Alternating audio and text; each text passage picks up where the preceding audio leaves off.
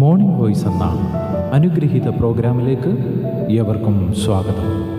ദൈവനാമമഹത്വത്തിനായി ഒരു ഗാനം നമുക്കിപ്പോൾ ശ്രവിക്കാം. മനമേ ചഞ്ചലമെന്തിനായി കരുതാൻ വല്ലഭനില്ലയോ ജയവീരനായി. മനമേ ചഞ്ചലമെന്തിനായി കരുതാൻ വല്ലഭനില്ലയോ ജയവീരനായി. മനമേ ചഞ്ചലമെന്തിനായി. ഇന്ന് നമ്മോട് വചനത്തിൽ നിന്ന് സംസാരിക്കുന്നത് കർത്താവിൻ്റെ പ്രിയദാസൻ ജെയിംസൺ തോമസ് നെടുമ്പാശ്ശേരി. പ്രാർത്ഥനയോടെ ധ്യാനചിന്തകൾ നമുക്ക് ശ്രവിക്കാം. കർത്താവിൻ്റെ വിശുദ്ധ നാമത്തിന് മഹത്വമുണ്ടാകട്ടെ. എല്ലാ പ്രിയ ശ്രോതാക്കളെയും മോർണിംഗ് വോയിസ് എന്ന ആത്മീയ ശുശ്രൂഷയിലേക്ക് ഹാർദമായി സ്വാഗതം ചെയ്യുന്നു. ഉൽപ്പത്തി പുസ്തകത്തെ അധികരിച്ചുള്ള 330 എപ്പിസോഡാണ് അങ്ങ് ശ്രദ്ധിക്കുന്നത്.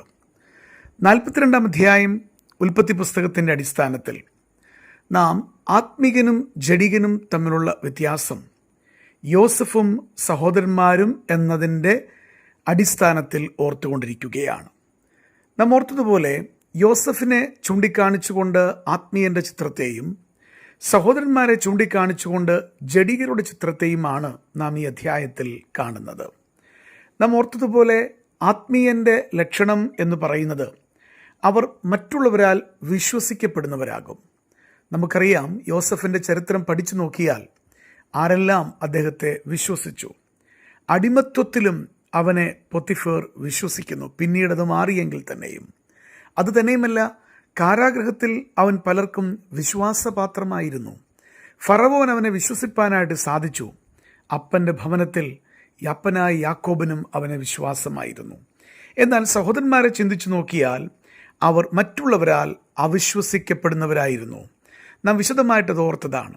ജഡികൻ മറ്റുള്ളവരാൽ അവിശ്വസിക്കപ്പെടുമ്പോൾ ഒരാത്മീയൻ തീർച്ചയായിട്ടും മറ്റുള്ളവരാൽ ബഹുമാനിക്കപ്പെടുന്നവനായിത്തീരും, വിശ്വസിക്കപ്പെടുന്നവനായിത്തീരും. ഇന്ന് നാം ചിന്തിക്കാനായിട്ട് പോകുന്നത് ആത്മീയനും ജഡികനും തമ്മിലുള്ള രണ്ടാമത്തെ വ്യത്യാസമാണ്. എന്താണ് അത്? ആത്മീയരെ സംബന്ധിച്ച് അവരുടെ ജീവിതത്തിൽ കുറവുകൾ വന്നാൽ ആ കുറവുകൾ മറച്ചു വയ്ക്കാതെ അവർ ദൈവത്തോടും മനുഷ്യരോടും ഏറ്റുപറയേണ്ടത് ഏറ്റുപറഞ്ഞ് അവർ നിരപ്പ് പ്രാപിക്കും എന്നുള്ളതാണെങ്കിൽ, ജഡികരെ സംബന്ധിച്ച് അവരവരുടെ കുറ്റത്തെ മറച്ചു വെച്ച് മുന്നോട്ട് പോകുന്നത് കാണുവാൻ കഴിയുന്നുണ്ട്. ഇവിടെ യോസഫിൻ്റെ സഹോദരന്മാരെ ശ്രദ്ധിക്കുക. നമുക്കത് വളരെ വ്യക്തമായി 42 അധ്യായത്തിൻ്റെ 13 വാക്യത്തിൽ കാണുവാൻ കഴിയുന്നു. നാം ഇങ്ങനെയാണ് വായിക്കുന്നത്: അതിന് യാക്കോബിൻ്റെ സഹോദരന്മാർ, അടിയങ്ങൾ കനാൻ ദേശത്തുള്ള ഒരാളുടെ മക്കൾ 12 സഹോദരന്മാരാകുന്നു. ഇളയവൻ ഇന്ന് ഞങ്ങളുടെ അപ്പൻ്റെ അടുക്കലുണ്ട്, ഒരുത്തൻ ഇപ്പോൾ ഇല്ല എന്ന് പറഞ്ഞു. ഇതിൽ ഭാഗികമായിട്ടുള്ള സത്യവുമുണ്ട്, കള്ളവുമുണ്ട്. ഇവിടെ ആരോടാണ് സംസാരിക്കുന്നത്? യോസഫ് എന്ന മിസ്രൈമിൻ്റെ ഭരണാധികാരിയോടാണ്. അദ്ദേഹത്തോട് അവർ സംസാരിക്കുകയാണ്. അടിയങ്ങൾ കനാൻ ദേശത്തുള്ള ഒരാളുടെ മക്കൾ. അത് കള്ളമല്ല, അത് ശരി തന്നെയാണ്. 12 സഹോദരന്മാരാകുന്നു, അതും തെറ്റല്ല. ഒരുവൻ, ഞങ്ങളുടെ ഇളയവൻ ഇന്ന് ഞങ്ങളുടെ അപ്പൻ്റെ അടുക്കലുണ്ട്, അത് സത്യമാണ്. എന്നാൽ അടുത്തത് ശ്രദ്ധിക്കുക: ഒരുത്തൻ ഇപ്പോൾ ഇല്ല എന്ന് പറഞ്ഞു. അതാരെക്കുറിച്ചാണ് പറയുന്നത്? യോസഫിനെ കുറിച്ച് പറയുകയാണ്. ആരോട് പറയുന്നു? യോസഫിനോട് തന്നെ പറയുന്നു. എത്ര വിരോധാഭാസമായിട്ടുള്ള ചിത്രമാണ് ഇവിടെ കാണുവാൻ കഴിയുന്നത്. ആരാണ് ഇപ്പോൾ ഇല്ല എന്ന് ഇവർ പറയുന്നത്? അവൻ്റെ മുൻപിൽ നിന്ന് അവനോട് തന്നെ പറയുകയാണ്. പ്രിയപ്പെട്ടവരെ, അവർക്കത് മനസ്സിലായില്ലെങ്കിലും യോസഫിനത് മനസ്സിലാകുന്നുണ്ട്. വളരെ വ്യക്തമായി ഓർമ്മപ്പെടുത്തട്ടെ, നാം പറയുന്ന കളവുകൾ നമ്മേക്കാളേറെ മനസ്സിലാക്കാൻ കഴിയുന്ന ഒരു നീതിയുള്ള ന്യായാധിപതിയുടെ മുൻപിലാണ് നമ്മൾ ജീവിക്കുന്നത്.